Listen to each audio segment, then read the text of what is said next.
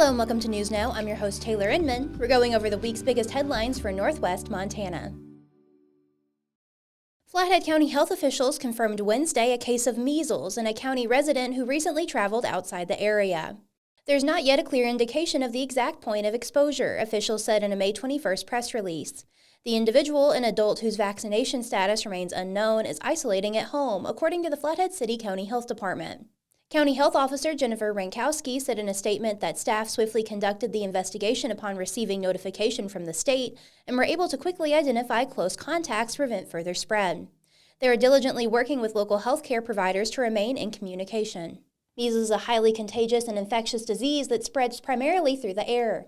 Droplets, often transmitted through coughing, sneezing, and talking, can linger in the air for up to 2 hours. It can also spread through touching contaminated surfaces. The disease typically begins with a fever, cough, runny nose, red eyes, and white spots inside the cheek. A red rash often appears 2 weeks after exposure. Health officials recommend anyone suffering measles symptoms contact their healthcare provider immediately. A medical provider can explain how to get care without exposing others to the illness. Those experiencing measles should stay home and turn away visitors until the disease is either ruled out or the patient is no longer contagious, according to health officials. Montana saw its first case of measles since 1990 this year, according to the Montana Department of Public Health and Human Services. The case was first reported in Gallatin County. In March, Flathead County health experts stated they were preparing for a potential measles outbreak after the disease began spreading in Texas. Herd immunity is reached when enough people are immune to a virus to hinder its spread. For measles, herd immunity is reached when roughly 94% of people are protected against the virus. About 86% of Montana's 2-year-olds have at least one dose of the MMR vaccine, which covers measles, mumps, and rubella, according to the State Department of Public Health and Human Services. That is slightly lower than the national average of 90%. But the level of protection in Flathead County is unknown. While death rates have been falling worldwide as more children receive the measles vaccine, the virus still kills more than 200,000 people a year, according to the Mayo Clinic. Gallatin and Flathead were the fastest-growing counties of Montana between 2023 and 2024, while the city of Kalispell has grown nearly 25% since 2020, adding more residents than any Montana city, according to the latest population growth data from the U.S. Census. The federal government last week released the latest population counts for the nation's more than 3,000 counties, as well as all incorporated cities and towns. In Montana, 32 of the state's 56 counties saw a population increase, concentrated in the state's western counties, while the mostly eastern counties that saw a population decline did so by just over 1,000 cumulative residents. As a whole, Montana added 5,931 new residents between July 1, 2023 and July 1, 2024, for a state population of 1,137,233 people. The state's growth rate of 0.52% was slower than the national growth rate of 1%, partly due to a last-in-the-nation level of international migration, and far lower than in recent years. Between 2020 and 2021, Montana added a whopping 19,000 new residents. The United States has added more than 3.3 million people between 2023 and 2024. In the last release of census data, Gallatin and Flathead counties added 1,055 and 1,032 new residents, respectively. The first time since the population boom began in 2020, Flathead County hasn't led in raw numbers. But the Northwest County had a higher rate of change at 0.91% compared to Gallatin's 0.84%. Broadwater County had the highest percentage population increase in the last year, 2.96%, and over the last 4 years with 22.2%. But the county's 8,302 residents just make it the 27th most inhabited in Montana. Since 2020, however, Flathead County has led the state in sheer number of additional residents, adding more than 10,100 to Gallatin's over 8,000 and Yellowstone County's 6,800. Meanwhile, Kalispell, the county seat of Flathead, added 1,125 new residents between 2023 and 2024, for a population of 31,296 people, a nearly 4% increase stemming from the city's annexation of new developments and migration into the area. Bozeman added the second most residents, 788, followed by Billings, 686, Missoula, 557, and Helena, 360. Of the state's most populous cities, Great Falls, Havre, and Sidney all lost residents. Kalispell's growth is even more drastic over the last 4 years. Between 2020 and 2024, the city added 6,218 new residents, a 24.8% increase that ranked the city 39th in the nation for growth among cities with more than 20,000 residents. Kalispell City Manager Doug Russell said seeing the actual numbers isn't that big of a surprise for people who have been working to accommodate the rising population. He said that planning for increased growth is key to keeping city services and infrastructure at a level to handle the demands of a rapidly growing population.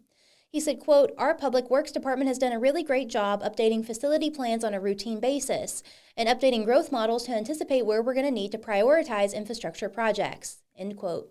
Among the major infrastructure projects Kalispell has prioritized in recent years are construction of a new water tower to bolster the municipal water storage and working with the State Transportation Department to address potential bottlenecks along major transit corridors, such as West Reserve Drive along the city's north end. Russell said the city is currently updating its land use policy, which will allow city officials to prepare for the next round of anticipated growth. If Kalispell's growth trend continues, it could soon overtake Helena and Butte Silverbow in size. Just north of Kalispell, Whitefish has also grown by nearly 20% since 2020, adding 1,481 new residents, while nearby Polson and Columbia Falls have grown 9.6% and 7.4% respectively. Belgrade, a suburb of Bozeman, one of the state's least affordable cities, is the only other large city in Montana to exceed 20% growth, adding 2,265 residents since 2020. The U.S. Census Bureau data breaks out changes to county population by natural change, the difference due to birth rates and death rates, and net migration into and out of a county. While Flathead and Gallatin counties each grew by roughly the same 1,000 residents between 2023 and 2024, they did so in vastly different ways. A quarter of Gallatin County's increase was due to a younger population. The county's birth rate was 1,141 people, while only 686 individuals died during the year of record.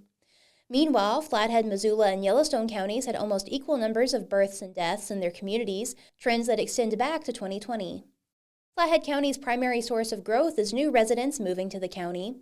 99% of new residents between 2020 and 2024 relocated to the area, while just 3/4 of new Gallatin County residents did. Local law enforcement officials maintain that little has changed in the way they interact with immigration officials, despite lingering questions regarding the recent detainment of an immigrant in Whitefish. A Whitefish police officer initially pulled over Becker Rengifo del Castillo on April 24th due to a broken taillight. At some point during the 14-minute stop, the officer contacted federal immigration officials at the regional headquarters in Spokane. Border Patrol agents from the Whitefish office subsequently arrived on the scene and detained Rengifo del Castillo. Originally from Venezuela, Rengifo del Castillo reportedly arrived in the Flathead Valley about 2 years ago under a humanitarian parole program. The Trump administration has sought to end the program and rescind participants' legal status, but a federal judge in Massachusetts halted those efforts in the week preceding Rengifo del Castillo's arrest. Rengifo del Castillo was released on April 30th without charge. While the Whitefish Police Department has shared some information regarding the initial traffic stop, significant details remain under wraps, including why Border Patrol agents were called to the scene. Whitefish City Manager Dana Smith said, quote, "The officer evaluated the totality of the circumstances at a May 5th City Council meeting." Police Chief Bridger Kelch confirmed that Rengifo del Castillo had no warrants for criminal immigration violations, but city officials have declined to answer further inquiries into the nature of the phone call to Border Patrol, claiming the information constitutes confidential criminal justice information. A public information request by the Interlake to review body camera footage of the traffic stop was denied. Kelch refuted claims that Border Patrol agents were initially called to the scene of the traffic stop to provide interpretive services. He stated that no interpretive services were used during the April 24th traffic stop, adding that the local Border Patrol office had directed the Whitefish Police Department to not contact them for interpretation-only services. Other local law enforcement officials said they do utilize Border Patrol agents as interpreters. Columbia Falls Police Chief Chad Stevens said they use Border Patrol from time to time. He said it would be unlikely that a traffic stop would necessitate that level of translation. Usually officers are able to issue simple citations, such as traffic violations, with the assistance of Google Translate or a fellow bilingual officer. A phone translation service fulfills most of the department's other interpretation needs. Kalispell Police Chief Jordan Venezio and Flathead County Sheriff Brian Haino echoed these statements, though Haino noted over-the-phone translation can be buggy and experiences busy lines. Haino said Border Patrol officials have become more available in recent years. Beyond interpretive services, local law enforcement agencies will contact immigration officials for assistance in identity verification. A common scenario, according to Haino, might involve a traffic stop in which the person is unable to provide a valid driver's license. The Sheriff's Office also maintains a 287G agreement with the U.S. Immigration and Customs Enforcement, which allows deputies to enforce certain aspects of immigration law. Haino said they've always had a good working relationship with U.S. Border Patrol. He doesn't see that changing in the future and assured the public they should not be concerned about interacting with local law enforcement. In most cases, the decision of whether to contact immigration officials is left to the discretion of the officer at the scene. At the May 5th Whitefish City Council meeting, several residents questioned whether this open-ended policy left the door open for bias. Whitefish City Councilman Steve Quinnell said when he's been pulled over in the past, no one's asked for his immigration status. When asked directly, Chief Kelch denied bias impacted the decisions the officer made during the April 24th traffic stop. He said the officer was very polite to Rengifo del Castillo and said the department had no need to further investigate whether the issue broke agency policies that prohibit bias-based policing and profiling. But Kelch said the department is rethinking how officers interact with Border Patrol agents. Officers will now be required to call a supervisor before contacting immigration officials, and the department is considering adding a specific policy on interpretive services. Smith said, quote, "I think that we, going forward in the future, will be very, very careful when we call Border Patrol," end quote. Thanks for joining us. News Now is a podcast from the Daily Interlake. We're proud to be the largest independent newsroom in Montana and the longest continuously published newspaper in the region. Today's stories were written by Daily Interlake reporters Kate Heston, Haley Smalley, and Jack Underhill, as well as Daily Montanan reporter Micah Drew. If you haven't already, subscribe to our YouTube channel to never miss an episode of The Pod. Everybody stay safe and have a great week. Thanks to our sponsor, Lauren's Auto Repair at 1309 U.S. Highway 2 in Kalispell. Most consistently rated 5-star shop serving the Kalispell area. Visit lawrensauto.com.